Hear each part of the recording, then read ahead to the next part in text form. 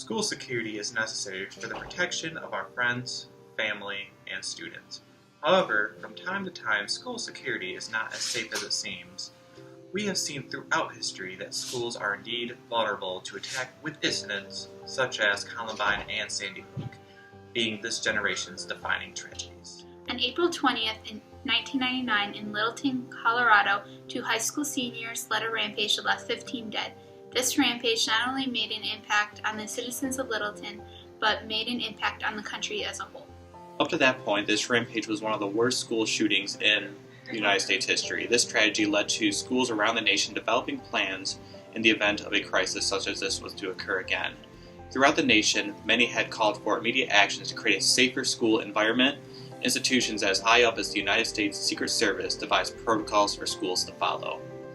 After Columbine, in 2002, the American Secret Service launched the Safe School Initiative. This study looked at school shootings as far back as 1974. The study found that many school shootings are actually preventable.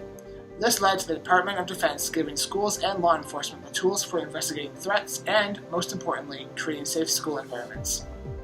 After Columbine, most schools developed protocols on how to deal with situations that might occur. These protocols and school security were needed improvements. However, another tragedy had to occur in order for security reform to really take off.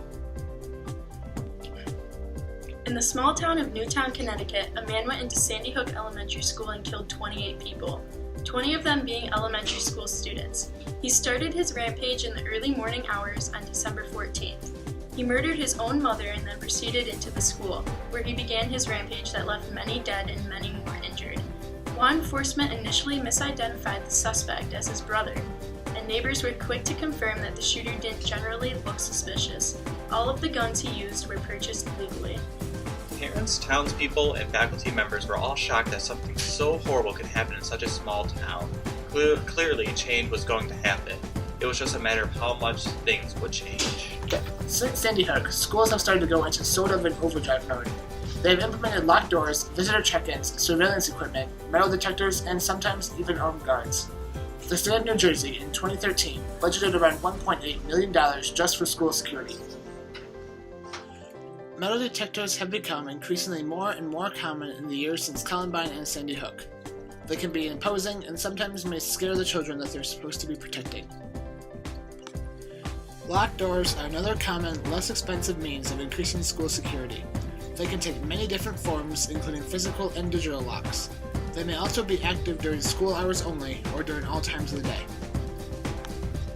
Surveillance cameras are also becoming more and more prevalent in the school setting. They provide a means of recording each and every visitor to the school and can even be used to stop other crimes such as robbery. Via personal testimony, today's schools are generally outfitted with what can be summed up as doorbells. What students and other people do is press the button on the outside and the faculty inside the office can confirm who it is that wants to get inside the school.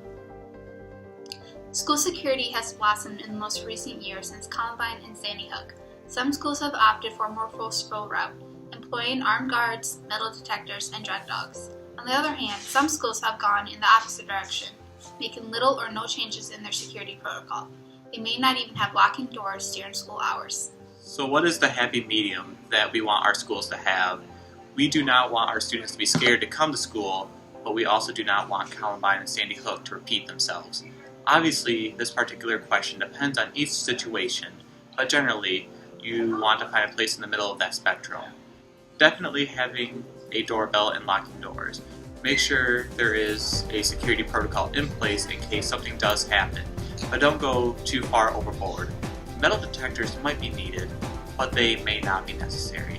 Remember, school security is necessary for the safety and well-being of those close to us.